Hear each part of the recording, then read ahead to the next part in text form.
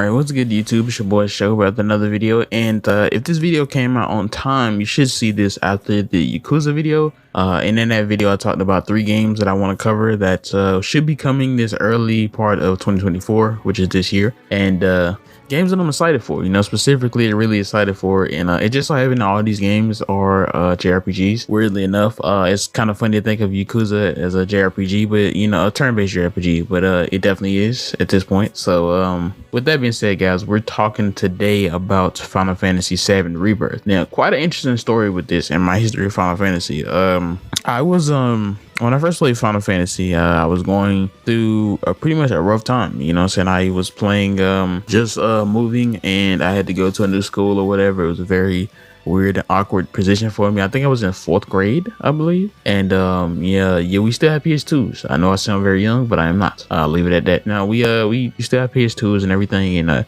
as we was playing, I'm not saying that I was definitely down and out. I had games. I had friends that I had to leave. But it is what it is. When you're a kid, decisions are made for you, and it really just kind of took me out of everything, because moving from a place that I've been pretty much my whole existence, moving into a random school in the middle of like 4th grade, and not knowing who friends were, not knowing anybody around the neighborhood, it was a weird time for me. And I know you clicked on this video to pretty much get some information about Final Fantasy VII, so I won't spend a long time talking about this. But basically, I went to a friend's house. Oh, I didn't go to a friend's house. I didn't really know him that much. I was in school, and the neighbors kind of came and talked to us and stuff, was kind of welcoming us in, and then one of the neighbors' kid was basically telling me that they have a PS2 too, and that they be playing this franchise called like Final Fantasy and stuff. At the time, I really didn't know what it was. I think I was playing like Dragon Ball Z and stuff. That was the games that I was really into at that point, just straight anime type stuff. But he basically told me like, yeah, it's like anime. It's like anime kind of games, but it's more mature. So weirdly enough, the first game he gave me was Kingdom Hearts, and seeing Donald and Goofy and all of them on the cover was kind of ridiculous. I think it was Kingdom Hearts 2 at that point. It might have been 1. I can't really remember. I think the time frame is better if it's 1. And that just really broke me out of my funk. Like I said, won't spend too long on it, but eventually playing Kingdom Hearts 1 and 2, and then learning that Square Enix, the people behind Final Fantasy, was also, in collaboration with this game, which was so great. That led me to playing my first and probably favorite Final Fantasy of all time, Final Fantasy X. Fell in love with that. Tragic ending though, PS2 disc, that they get scratched up. It was horribly scratched up. I got all the way towards like 3/4 of the game, and it froze and wouldn't play. Now, looking at that sometime later, here I am waiting on a Final Fantasy VII Remake Part 2. Yeah, it's been a crazy little journey with me in Final Fantasy. I played it 14. I've played several other Final Fantasy since 10. I played all the 13s. Played 12, played 6, 8, and 9. Didn't actually play the original 7, the one that everybody loves. But speaking of the original 7, we'll go ahead and hop on the Final Fantasy VII Remake.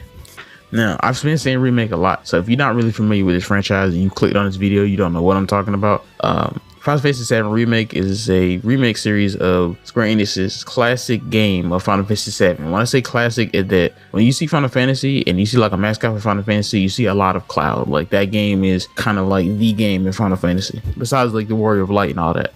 This is actually part 2, so when they remade the game, it was a controversial take. They're actually splitting this into different parts, in which the original game was all just kind of like one game. They've actually taken each part from this game and like split it into different parts, and they're expanding on each different part and making it its own game. At first, I really was not a fan of that, because I was like, I really hate when stuff, like I watch anime all the time, and anime could have a season 1 that's amazing, and they don't get another season 2 for 10 years. I really hate that. Thought I would never play it. When the PS4 version came out, I played it for a little bit, put it down, did not like it. PS5 version came back, loved it, fell in love with it, spent about 40 hours into it.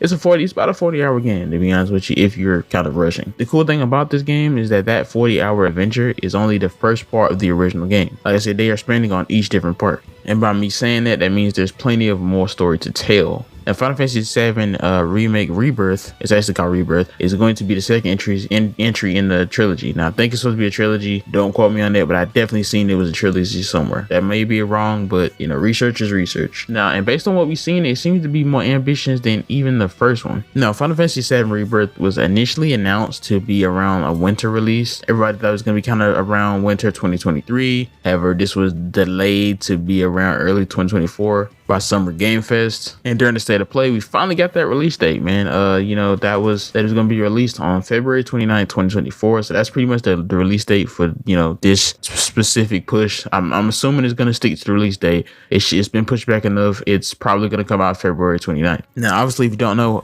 Final Fantasy VII Rebirth is a PS5 game. It's coming out on PS5 for sure. It most likely eventually will be coming to PC at a later date. This is quote unquote PS5 exclusive in a way because the original Final Fantasy VII Remake, the first one, part 1, launched exclusively on PS4, but after like a year-long window, it actually released on PC. So we'll probably see that again. And just like Final Fantasy VII Remake, it's pretty unlikely that it will be making its way to Xbox. Now, in a lot of the trailers and a lot of the background information, it's pretty much self-explanatory that this game is going to be different than the first one. It will not be following the actual chronological order that the first one followed because, spoiler, at the end of the last game, the squad kills basically the Guardians of Fate, freeing them from the original game, which was a cool way, a massively cool way to tell us, hey, we're remaking this game, but we wanted that to be different for people that have already played it and that already have skin in the game when it comes to the original one. If they've played it 8 times, as it's been ported over forever. And, this time let's do something different. So basically it will not follow the same route as the game. It'll probably have similar things. There's a reason for this. A very fan favorite character named Zack. He is the protagonist of Final Fantasy Crisis Core. And they actually came out with a remake for Crisis Core. I highly suggest you buy it and play it because it was actually my first time fully playing Crisis Core. I would always get it on PSP and just kind of start it a little bit, but never really play it. But I finally played it and I think I platinumed it. I'm not sure. I really spent a lot of hours into it. It was a great game.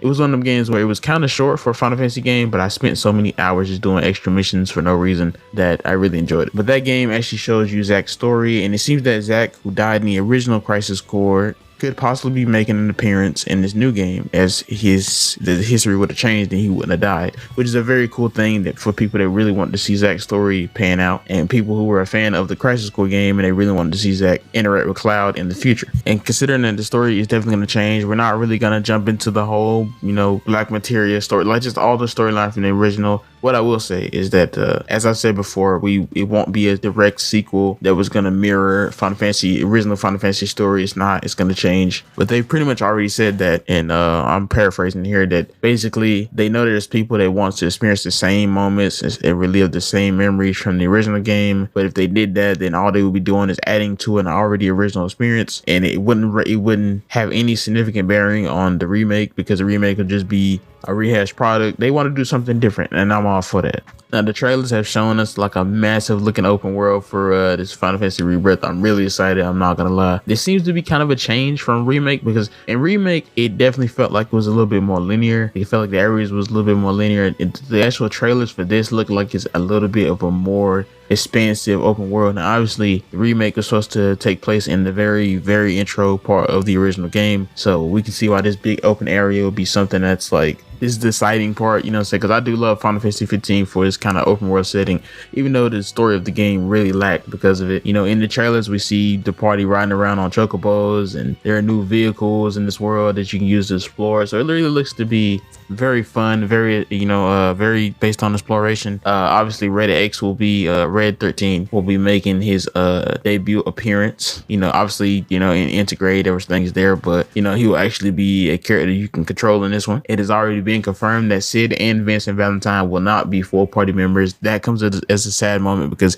even though I didn't play the original story, the original games, I really did like the idea of Vincent Valentine. I know he had a game called Dirge of Cerberus back in the day. He looked really, really cool. But he also said that both will be playable in the third entry of the series. Now, they pretty much confirmed it, that there will be a third part. Like I said, take that with a grain of salt, but I did see somewhere that they said it was going to be a third part, and that the third is pretty much going to be the last. Now, a lot of people saying that this is kind of cultured because the original Final Fantasy VII was released on 3 different discs. So I'm really excited about that. Like with the nice updated graphics, Zack may be being alive. In conclusion, though, this Final Fantasy 7 Rebirth promises to be very expensive, very big, very remake, probably the best remake. It tends to build on the experience that they've learned from Final Fantasy Remake 1. I keep saying it remake, but it's honestly Rebirth, so I really do need to start saying that. So if you guys are excited like I am, make sure you go check it out. Make sure you go and pre-order it by February 29th, 2024. Hopefully to see you there. I probably won't be doing much. I won't be doing like walkthroughs, but I'll be doing gameplay and like video guides and builds.